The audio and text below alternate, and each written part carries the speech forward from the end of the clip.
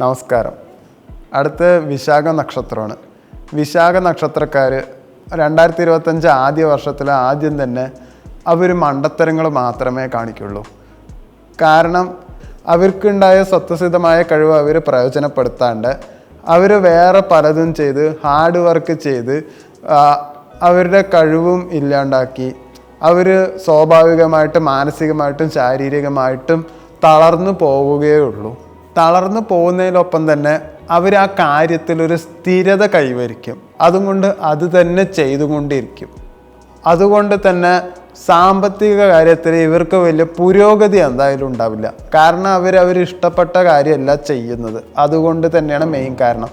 അതുപോലെ തൊഴിലിൽ ഒരു സ്ഥാനക്കയറ്റം ഇവർക്ക് എന്തായാലും ഉണ്ടാവില്ല. ആ സ്ഥാനക്കയറ്റം ഇല്ലാത്തതുകൊണ്ട് തന്നെ നിങ്ങൾ മാനസികമായിട്ട് നല്ലൊരു വിഷമത്തിലേക്ക് നിങ്ങൾ പോകും. ഈ മനസമാധാനവും വിഷമവും ഉള്ള കാരണം തന്നെ നിങ്ങൾക്ക് കുടുംബത്തിലും വലിയ സ്വസ്ഥതയോ സമാധാനം ഉണ്ടാവില്ല. കുടുംബകലഹങ്ങൾ കൂടാനും വളരെ സാധ്യത കൂടുതലാണ്. മാർച്ച് മാസത്തിൽ ഒടുവിലായി ശനിയുടെ 6ാം ഭാവത്തിലേക്കുള്ള രാശിമാറ്റവും മെയ് മാസത്തിന്റെ ആദ്യ ഭാവത്ത് വ്യാഴത്തിന്റെ രാശിമാറ്റവും ഗുണപരമായിട്ടുള്ള ഒരു ഫലമാണ് നിങ്ങൾക്ക് കാണുന്നത്. വിശാഖത്തിലെ തുലാക്കൂറുകാർക്ക് ജീവിതത്തിൽ സ്വസ്ഥതയും അതുപോലെ തന്നെ ഏത് സാഹചര്യത്തിൽ പെട്ടാലും അതിൽ നിങ്ങൾക്ക് നല്ലത് മാത്രമേ അവസാനം വന്നു ഭവിക്കുകയുള്ളൂ.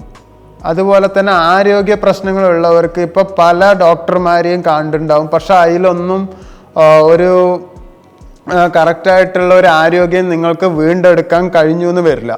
അതുകൊണ്ട് ആ ചികിത്സ മാറ്റുന്നതോടെ നിങ്ങൾ പഴയ പൂർണ്ണ ആരോഗ്യത്തിലേക്ക് വരാൻ സാധ്യത കൂടുതലാണ്. തുലാക്കൂറുകാർക്കും മൊത്തം വിശാഖക്കാർക്കും അത്യാവശ്യം മെയ് മാസം കഴിഞ്ഞാൽ ഒരു നല്ലൊരു ജോലി കിട്ടാൻ, അതായത് ബിരുദം കഴിഞ്ഞ ഒരാൾക്ക് നല്ല ജോലി കിട്ടാനും, നല്ലൊരു ജോലി എന്ന് പോരാ തൻ്റെ ക്വാളിഫിക്കേഷനെക്കാട്ടിലും വലിയൊരു ജോലിയും അതിനെക്കാട്ടിലും ഉയർന്ന ശമ്പളം കിട്ടാനും സാധ്യത കൂടുതലാണ്. അതുപോലെ തന്നെ നിങ്ങളൊരു ബിസിനസ് ആ സമയത്ത് തുടങ്ങുകയാണെങ്കിൽ, ഒരു ജൂൺ മാസത്തിൽ തുടങ്ങുകയാണെങ്കിൽ അതിൽ ഒരു നല്ലൊരു ഉയർച്ച നിങ്ങൾക്ക് കാണാൻ പറ്റും.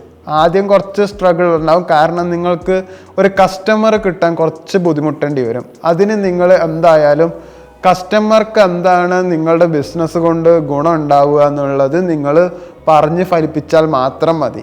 അതിലെന്തായാലും നിങ്ങൾക്ക് ആ ഒരു കസ്റ്റമറിൽ നിന്ന് വേറെ കസ്റ്റമറിലേക്ക് നിങ്ങൾക്ക് കൂടുതൽ ബിസിനസ് വന്നും കൊണ്ടും സാമ്പത്തികം വന്നും കൊണ്ടും ഇരിക്കും. ഒരു വർഷത്തിലെ കാര്യമായതും കൊണ്ടാണ് അധികം ഡീറ്റെയിൽ ഇല്ലാണ്ട് ഞാൻ പറയുന്നത്.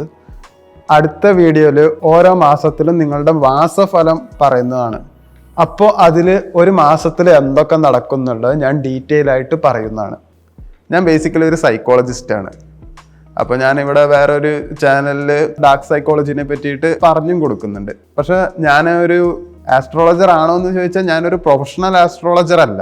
ഞാൻ കുറേ ആസ്ട്രോൻ്റെ പുസ്തകം വായിച്ചതും കേട്ടറിവും ഞാൻ എൻ്റെ പേഴ്സണൽ ആവശ്യത്തിനാണ് യൂസ് ചെയ്തത്.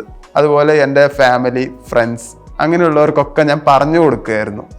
അപ്പോൾ ഈ പറഞ്ഞു കൊടുത്ത കാര്യങ്ങൾ അവരപ്പോൾ വിശ്വസിച്ചില്ലെങ്കിലും പിന്നെ അവർ വന്നിട്ട് എൻ്റെ അടുത്ത് പറഞ്ഞു, നീ പറഞ്ഞ കാര്യം അത് ശരിയായി എന്നുള്ളത് അവർ പറഞ്ഞു.